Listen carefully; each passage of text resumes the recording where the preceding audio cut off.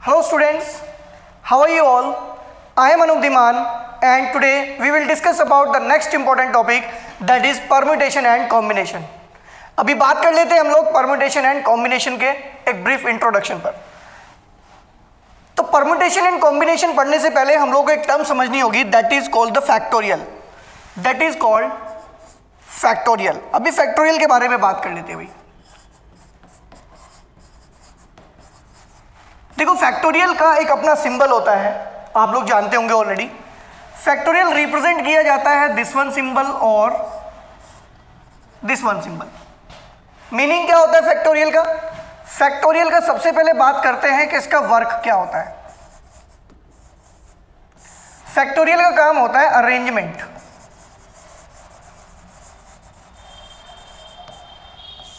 Factorial का क्या work होता है भाई? अरेंजमेंट. सपोज करते हैं मेरे पास 3 टर्म्स हैं ए, बी एंड सी. अभी इस ए, बी, सी को आप कितने तरीके से अरेंज कर सकते हैं, कितने तरीके से हम इनको अरेंज कर सकते हैं, ये फाइंड आउट करके देगा हमें कौन? फैक्टोरियल. अब देखो कैसे कैसे अरेंज हो सकते हैं. ए, सी को इधर लिख लेते हैं, बी को इधर लिख लेते हैं. क्लियर बात है. अभी क्या करते हैं? B A C, B C A, C A B and C B A. मतलब ए बी सी को हम इस इतने वेज में क्या कर सकते हैं भाई? अरेंज कर सकते हैं. तो ये वर्क कौन करके देता है? फैक्टोरियल. अब देखो कैसे फैक्टोरियल करता है इस काम को. क्लियर बात है.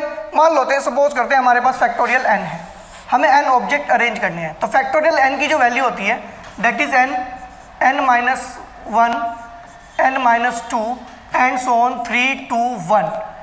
It means that for example अगर मैं बात करूं तो अगर मुझे फैक्टोरियल 3 की वैल्यू फाउंड करनी है तो मैं कैसे करता हूँ? 3 × 2 × 1 दैट इज 6. क्लियर बात है. अब यही इस क्वेश्चन में देख लेते हैं हम लोग. मेरे पास कितने टर्म्स हैं? 1, 2, 3. अब 3 टर्म्स को कितने तरीके से अरेंज किया जा सकता है? That is factorial 3. That is 6 ways में आप इन्हें अरेंज कर सकते हो. तो देखो कितने अरेंजमेंट बने? 1, 2, 3, 4, 5, 6. तो कितने अरेंजमेंट बने? अरेंजमेंट बने हम लोग के पास 6. तो फैक्टोरियल का वर्क क्या होता है? फैक्टोरियल ऑलवेज ओनली अरेंजमेंट करता है. क्लियर बात है. नाउ स्टूडेंट बात कर लेते हैं कि परम्यूटेशन क्या काम करता है, देन बात करेंगे कि कॉम्बिनेशन क्या काम करता है. अब बात कर लेते हैं परम्यूटेशन की.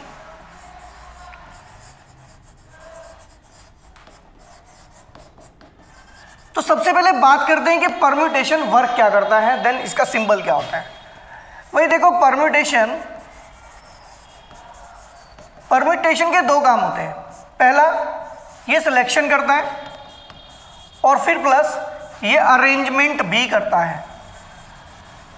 अब आप कहोगे कि ये क्या मतलब हुआ इस बात का? तो इट मीन्स दैट पहले सिलेक्ट करेगा और फिर जिनको ये सिलेक्ट करेगा उन्हें अरेंज करेगा. रिप्रेजेंटेशन होती है NPR और इसका मतलब क्या होता है भाई? ये क्या करता है? सिलेक्ट एंड अरेंज, दोनों काम करता है. सिलेक्शन भी करेगा देन अरेंजमेंट भी करेगा of r object from n objects. मतलब पहले आपके एन ऑब्जेक्ट से ही आर ऑब्जेक्ट सिलेक्ट करेगा और फिर उनको अरेंज भी करेगा. क्लियर बात है. कैसे ओपन करते हैं एनपीआर को? एनपीआर को ओपन करते हैं हम लोग n factorial upon n minus r factorial. ऐसे हम लोग इसको अरेंज करते हैं. फॉर एग्जाम्पल अगर सपोज करते हैं मुझे 3PR फाइंड करना है, 3PR नहीं सॉरी, हम लोग फाइंड आउट करते हैं 3P2. देन कैसे फाइंड करेंगे? 3 factorial upon 3 minus 2 factorial. We get 3 × 2 × 1. Here 1 factorial, that is 3 × 2 × 1 upon 1, that is finally we get 6. Finally we get 6. तो ऐसे हम लोग किसी भी परम्यूटेशन को यहाँ पर कैलकुलेट कर सकते हैं. क्लियर बात है. ना स्टूडेंट बात कर लेते हैं कॉम्बिनेशन की. कॉम्बिनेशन कैसे करते हैं हम लोग? ठीक है भाई. तो ये तो था हम लोग के पास परम्यूटेशन. अभी बात करेंगे कॉम्बिनेशन की. You can pause the video to note it down.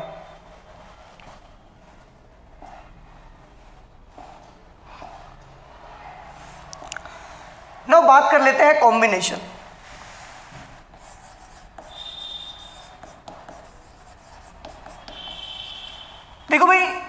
Suggest करता है कॉम्बिनेशन, क्या कॉम्बिनेशन करेगा, कंबाइन करेगा चीजों को, और we can say only selection करेगा। तो कॉम्बिनेशन का वर्क क्या होता है? पहली बात तो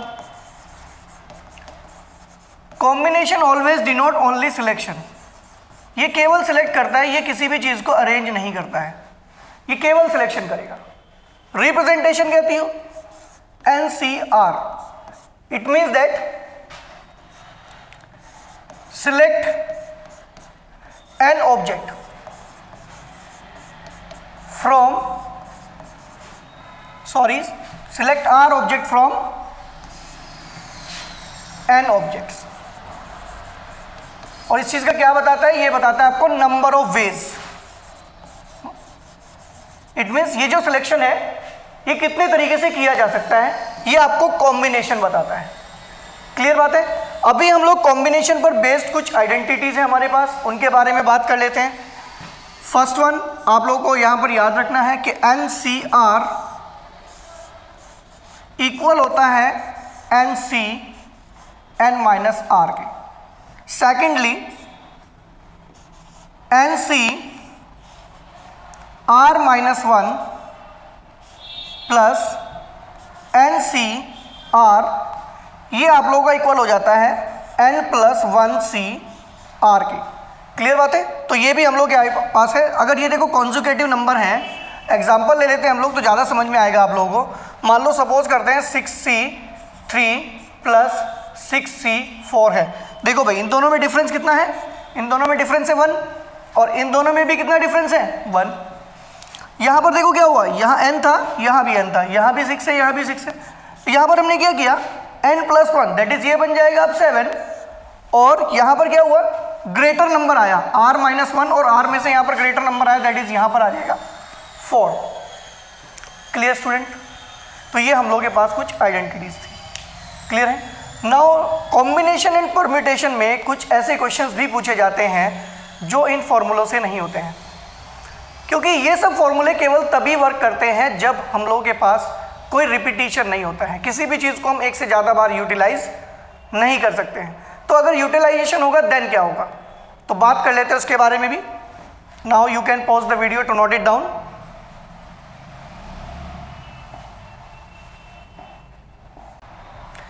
नाउ स्टूडेंट हम लोग एक और चीज़ देख लेते हैं। यहाँ पर हम लोग को बात करनी होती है कुछ वैल्यूज़ की। तो यहाँ पर आप लोग कुछ चीज़ें देखोगे, जैसे कि आप लोग बात करते हैं फैक्टोरियल 0, ये बहुत बार आप लोगों को मिलेगा फैक्टोरियल 0। फैक्टोरियल 0 की जो वैल्यू होती है दैट इज 1। अगर मैं फैक्टोरियल 1 की बात करूं तो फैक्टोरियल की वैल्यू होगी 1। फैक्टोरियल 2 ये आप लोगों के पास होगा 2 × 1 that is 2। Factorial 3 it will be 3 × 2 × 1 that is 6।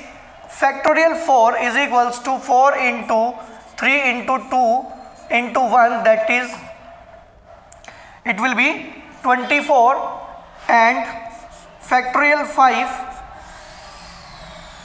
it will be 5 × 3 × 2 × 4 भी आएगा, 4 × 3 × 2 × 1 120, and factorial 6 is equals to. अब आप सोच रहे होंगे कि मैं ये क्यों बता रहा हूँ आप लोगों को। देखो ये मैं आप लोगों को इसलिए बता रहा हूँ कि ये वैल्यूज़ आप लोगों को याद रखनी है। क्लियर है? फैक्टोरियल 0 से लेकर फैक्टोरियल 6 तक की वैल्यूज आप लोगों को याद रखनी है, क्योंकि जब हम क्वेश्चन करेंगे तो हम लोग के पास इतना टाइम नहीं होगा कि हम इनको बार बार से कैलकुलेट करेंगे। क्लियर बात है? नाउ अभी हम लोग कुछ क्वेश्चंस देख लेते हैं, उससे हमारे और भी ज़्यादा कॉन्सेप्ट जो है वो क्लियर हो जाएंगे। ठीक है भाई ना, स्टार्ट करते हैं हम लोग क्वेश्चंस। क्वेश्चन नंबर 1 कहते हैं boy has 9 trousers and 12 shirts, in how many different ways can he select a trouser and a shirt. अब देखो उसके पास जो नंबर ऑफ ट्राउजर हैं, जो उसके पास नंबर ऑफ ट्राउजर हैं कितने अभी,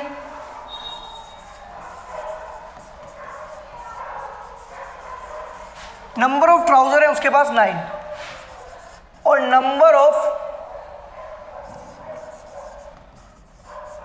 शर्ट्स है उसके पास 12। देखो उसको करना क्या है, ये जो 9 ट्राउजर हैं और 12 शर्ट्स हैं, इसमें से उसे 1 ट्राउजर सिलेक्ट करना है, एंड यहां से उसे 1 शर्ट सिलेक्ट करनी है। मतलब मैंने क्या कहा, सिलेक्ट करनी है, अरेंजमेंट नहीं करना है। इट मीन्स जो नंबर ऑफ वेज होंगे, जो हम लोग के पास नंबर ऑफ वेज होंगे, 9 ट्राउजर से वो सिलेक्ट करने वाला है क्या, 1 trouser, that is 9C1 into 12C1। अभी 9C1 देखो कितना होगा भाई, देखो ध्यान से, 9C1 that is 9 factorial upon 9 minus 1, 9 minus 1 factorial. इसके बाद मैं आपको एक ट्रिक भी बताऊंगा यहाँ से, 9 इंटू 8 फैक्टोरियल पे रोक देते हैं इसको, क्योंकि 8 फैक्टोरियल नीचे से बनेगा, ये कैंसिल आउट, फाइनली 9 आएगा।